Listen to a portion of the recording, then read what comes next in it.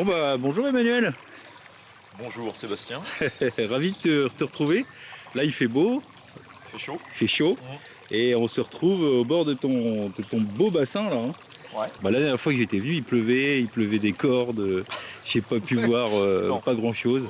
Et là, là c'est l'occasion de découvrir, mais dis donc je le voyais pas aussi profond qu'il est là. On a l'impression qu'il fait 2,50 m, 3 mètres de profondeur à vue d'œil comme ça. Ouais, non, il fait un petit peu moins de 2 mètres, mais ouais, il est quand même assez profond. Ouais, il fait On n'a 2 pas mètres. pied, quoi. Ni toi ni moi, on n'a pas pied. Oui. Bon, je fais 2,80 m moi quand même. Mais bon. Non, écoute, le bassin, c'est quoi le principe C'est vraiment un bassin dédié au koi, donc c'est ce qu'on appelle un vivier sans plante. Paroi verticale avec gros radier béton au fond, dans lequel ont été scellées des bombes de fond. Ça, c'est super important pour un bassin à koi. Et puis, montage en parpaing. Alors parpaing classique, par contre avec un chaînage à mi-hauteur et puis des poteaux béton à chaque angle et puis au milieu de chaque côté, tous les 2 mètres. Et puis un chaînage en haut pour terminer. Et puis une petite spécificité, là c'est un truc que j'ai bricolé parce qu'en fait je ne voulais pas de parois épaisses visibles. J'avais pas envie de ça, moi, voilà. Je voulais quelque chose le plus fin possible, j'allais dire au ras de l'herbe, c'est presque le cas. Et en fait, j'ai scellé des écopiques et de l'écolade dans le dernier rang de chaînage en béton. Donc ils sont scellés dessous, bien réglés au niveau laser. On m'en avait prêté un à l'époque. Et puis, ce qui fait que la tranche visible est fait, je sais pas, 20 mm d'épaisseur. En fait. Mais oui, c'est ça, c'est Avec que une petite cornière alu qu'on trouve en grande surface bricolage. quand tu vois le volume comme ça et que tu vois juste le petit rebord là, tu te dis, mais dis donc, ça tient comment? Mais en fait, au final, t'as de non. la glo de vin dessous, Oui, mais c'est ça. à une quinzaine de centimètres sous terre à peine, puisque Ouais, l'écolade fait 20 cm, je crois. Oui, parce que là, Donc c'est juste la plaque. Ouais, c'est ça. C'est bien, Donc, hein. alors là, avec les tassements petit à petit, là, mais c'est le boulot de l'automne, je vais remblayer un petit peu. Oui, c'est ça, ouais. Je voulais vraiment une chose la plus fine et la plus légère possible, en fait, visuellement. Et je ne voulais pas, c'est devenu à la mode depuis quelques années. Moi, j'aime pas ça, les bassins, tu sais, hors sol, avec vitres et tout ça. Ouais. Je trouve pas ça joli. Chacun son goût, mais Ouais. je trouve que les koi, c'est joli vu de dessus. Ouais. Et vu de côté, je trouve pas ça très beau. Et puis à la limite, je préfère. Du coup, il y a l'aquarium à la maison. Mais Oui, enfin voilà, ça. le principe c'était ça. La bombe de fond, c'est ce qui permet finalement de récupérer l'eau Ouais, par le ouais. fond. Alors en fait, là j'en ai 4 au fond. Quand j'ai construit le bassin il y a 17 ans, il y avait il n'y avait pas beaucoup d'infos ni sur internet, ni de bouquins vraiment en langue française ou accessibles. Bon, bref. Et à l'époque, on faisait des bassins, c'était essentiellement les Anglais qui faisaient ça, avec beaucoup de bombes de fond. Et en fait, j'aurais dû en mettre moins parce que le problème dans les bombes de fond, c'est qu'il faut aspirer suffisamment d'eau pour ne pas qu'il y ait des dépôts dans les tuyaux. En fait, ça, c'est un truc super important pour les bassins à koi parce que dès que tu as des dépôts de saleté, tu as des accumulations de bactéries et donc de bactéries pathogènes qui peuvent se développer. Et ça crée des problèmes de maladies, des problèmes de pathologie sur les koi de manière régulière. Donc en fait, si c'était à refaire, le seul truc que je changerais, c'est que je mettrais maximum 2 bombes de fond au lieu de 4. Mais le principe, c'est d'aspirer l'eau au fond et donc de drainer toutes les saletés, parce qu'en fait, un bassin à koi, si on ne met pas de bombe de fond, toutes les crasses se décantent au fond. Et c'est des nids à maladies permanentes. Oui, on a toujours des soucis une après. sédimentation, ça crée. Ouais, et puis vraiment, les koi deviennent, les carpes japonaises, comme des poissons qui sont sélectionnés génétiquement, donc qui sont relativement fragiles par rapport aux carpes communes dans la nature. Et donc, c'est des poissons qui attrapent vite des pathologies si on ne fait pas attention à ça. Et un des trucs les plus importants, c'est d'éviter les zones de sédimentation dans le bassin et dans le système général. Et alors là, le volume du bassin, c'est quoi là Du coup, il fait 4 par 4. Donc en gros il fait le bassin lui-même fait un petit peu moins de 32 mètres cubes. Ouais, c'est bien. Et en tout, avec le système de filtration, qui n'est pas très volumineux, mais je récupère peut-être 32 500 litres, à peu près 32 mètres cubes et demi. Ouais, il y a une belle sortie là quand même, parce que je le vois là. Il y a un bon petit débit de sortie là. Ouais, entre 18 et 20 mètres cubes. Ouais, 18-20 mètres cubes. Et il n'y a pas trop de filtre là, parce que c'est la sortie visible. Ah, ça C'est-à-dire qu'il sort, tu vois, il y a un filtre à douche ici, qui va être caché petit à petit de plus en plus par la végétation, et le reste de la filtration est dessous. Et j'ai une autre sortie d'eau avec l'équivalent de ce volume-là qui passe sous l'eau là-bas. D'accord. Et je vois aussi que tu as aussi une aspiration avec un skimmer. Ouais. avec les petits quick stop granulés là, pour éviter que les granulés soient systématiquement. Ça, c'est bien, ça. Ouais. Ça c'est bien, ouais, le stop granulé, parce que la plupart des skimmers c'est une lame, et puis Ouais, c'est ça, ouais. et le problème c'est que Tout passe dedans. tout passe dedans.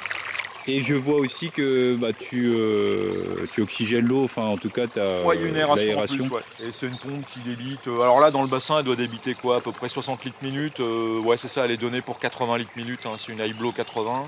Ah oui. Donc c'est des pompes qui, à niveau 0, débitent 100 litres minute. Après, mais à 1m90, elle débite 60 à peu près. Ouais. Bah, c'est impressionnant quand même, la colonne fait. Ouais, ça brasse bien. Ouais. Ça brasse bien dans l'angle, ça pousse aussi, tu vois, les saletés ou les feuilles ou les trucs, les pollens par ici. Et puis ce qui est bien là, c'est que du coup, quand je donne à manger, je distribue ici. Et la nourriture tourne ici, en permanence. Et du coup, ça permet aux poissons de venir, elles savent que c'est là. Et puis les poissons les plus timides, j'en ai une notamment qui ne monte jamais en surface pour manger, vient se nourrir sur les granulés qui coulent avec la, tu vois, qui coulent et qui remontent après, mais elle vient les prendre dessous sous l'arrivée d'eau là. Mais ouais. Alors en parlant des koi, là, t'as combien de belles mémères là? Là j'en ai 9. Ah, t'as 9 koi là-dedans? 9 koi, ouais. Mais t'as une idée de la taille de... Ouais, la plus grosse, la dorée, là, la Yamabuki, là, fait 80... Allez, elle a peut-être pris 1 cm cet hiver, 82 cm. Ah ouais. Et puis celle qui est à côté, la Sankei, qui est la plus vieille du bassin, c'est la plus massive aussi, je pense qu'elle fait au moins 9 kg. Oui, au milieu là, parce que tu vois pas, ouais, c'est ça, ouais. J'ai l'impression qu'elle a 15 ans. 15 ans? Ouais, ça fait 13 ans que je l'ai. Ouais. Et elle fait facilement 9 kg. Elle fait 75, 76 cm. Celle qui est à côté aussi, là, qu'on voit, qui est aussi une Sankei un peu différente, elle fait aussi la même taille en... Qui est collée, qui est collée avec. Ça, c'est les 3 plus grosses en taille et en masse aussi. Ah ouais. Celle-là, elle est très très belle. Hein. Ça, c'est un show, ouais, c'est un mâle. C'est un des deux mâles, un joli mâle. Il va plus beaucoup grossir, mais j'aime beaucoup son motif, il est super beau. Ah ouais. Il est super. J'adore ce poisson. La noire et blanche, c'est quoi? C'est pas une... Shiro Otsuru. Shiro Otsuru. Ouais. C'est une femelle, alors elle n'a pas encore fondu, j'aimerais bien qu'elle sonde, parce qu'elle a un ventre un peu chargé, mais... Ah oui, et d'ailleurs à ce propos, tu as installé en fait un... Ouais, des brosses de pompe en fait. En fait, les poissons viennent se mettre dedans pour frayer, comme ils le feraient dans des herbiers de plantes aquatiques, ou tu sais, des herbes de berge ou des plantes semi-aquatiques en bord d'étang. Ouais. Et puisque les carpes ont besoin d'herbiers pour pondre, et donc... je les ai vus aller dedans là, il y a 2 semaines là, et il y a notamment la dorée la plus grosse qui a bien lâché tous ses œufs, et ce que je te disais tout à l'heure, c'est important pour leur santé, parce que les femelles en fait, si à un moment elles ne pondent pas, il y a ce qu'on appelle des accumulations d'œufs qui se font. Elles sont capables de les résorber, mais pas systématiquement et pas en totalité, et donc après ça crée des vrais problèmes de santé, des kystes, des indurations d'œufs à l'intérieur, et elles finissent en général par en mourir prématurément. Donc il faut quand même penser à faire pondre les femelles. Elles vont pas forcément pondre tous les ans, mais là cette année, au moins pour 1 ou 2, ça a bien marché. Je vais voir pour les autres. Ouais. Mais c'est important ça. Quand on a des koi japonaises qui atteignent des tailles, et c'est pour le bien-être des poissons, quoi. Il faut penser à tout ça, quoi. Et celles-ci, tu les as choisies? C'est des coups de cœur, c'est des occasions, beaucoup de gens, quand ils débutent, aiment bien collectionner plein de poissons très différents, et ils se retrouvent très vite avec trop de poissons dans le bassin. Moi, je prends mon temps. J'aime bien avoir, parce que là, il y a des poissons que j'ai depuis vraiment longtemps, d'autres depuis quelques années. Mais là, par exemple, j'en ai 9, ça me va. Je sais qu'à terme, en avoir maximum 12, pas plus, vraiment pas plus. Et j'ai déjà en tête un peu les variétés ou le type de poisson que j'aimerais. Ouais. Donc après, c'est un peu la chasse aux poissons que tu as envie d'avoir. C'est ça aussi qui est sympa. C'est de se faire plaisir avec un poisson sympa tous les 2-3 ans, gamberger. Puis en fait, il y a un moment où je trouve que tu arrives, tu vois, à composer une sorte de tableau qui correspond à ton goût. Tu te dis, tiens, pour faire un contraste, un poisson de cette couleur-là, pour mettre en valeur les autres, parce que c'est aussi comme ça que je réfléchis, moi. Tu vois, la dorée, par exemple, je la trouve magnifique, mais elle est belle aussi, parce qu'elle met les autres en valeur. Tu vois, par contraste de couleurs. Oui, c'est ça, ouais. Donc voilà, bon, là maintenant, là, si pendant 2-3 ans, j'en ai pas plus, ça va pas me... Là, disons qu'ils ont de la présence quand même, là.